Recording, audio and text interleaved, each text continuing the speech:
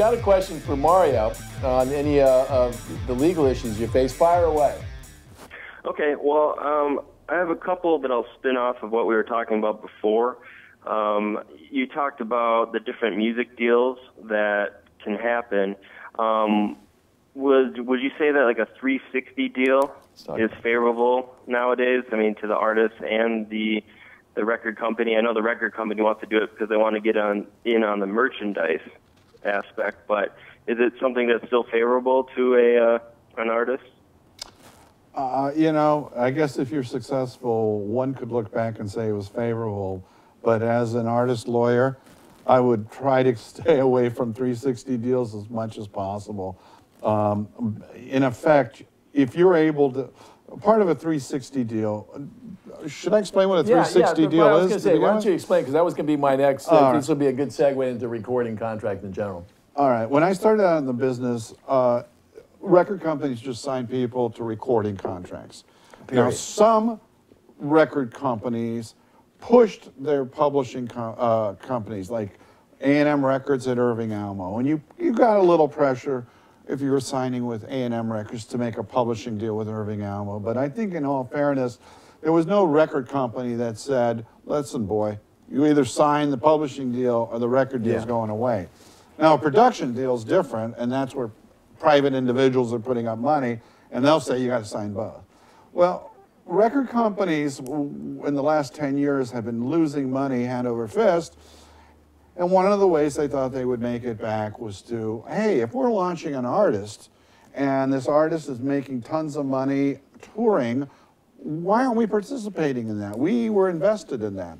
Some artists really took advantage of that. I think Korn, for example, really took advantage of that and got the record companies to put up a lot of money. Big advance. Big advances to, and production costs and so forth.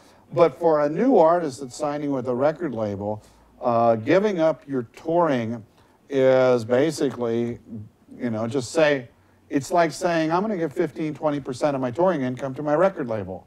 And that's about as far as it goes. It's not, the record label is not going to be touring you. Now, in some, there are certain sense. So as a lawyer, I would do everything I could to try to keep the record company from getting your touring rights.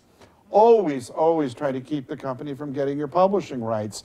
They're going to be putting out your records anyway. It's not like they're going to be promoting you as a songwriter for other projects. Or, you know, of course there are always exceptions to this. So you don't want them. And then the fourth, so there's recording, there's touring, there's songwriting and publishing.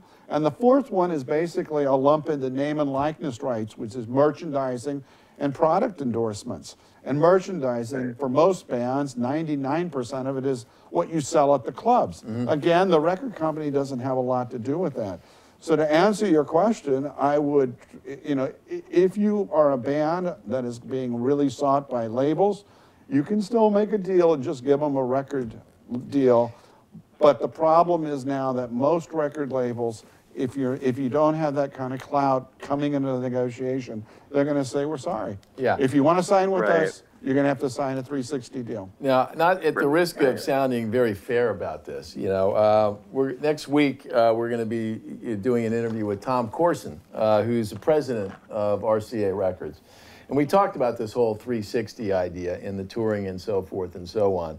You know, the record company's position would be that in the old days, when they were making the money hand over fist, it was, you know, they didn't give a shit about it.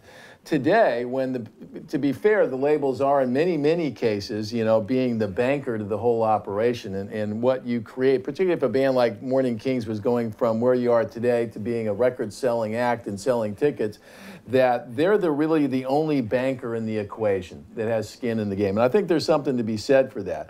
There's also something to be said for the fact that, you know, the best 360 deal is having the best company in each one of those areas on the case. So if you get a merchandiser who's in the business of making merchandising income, they will do a much better job than somebody who's in the part-time merchandising business.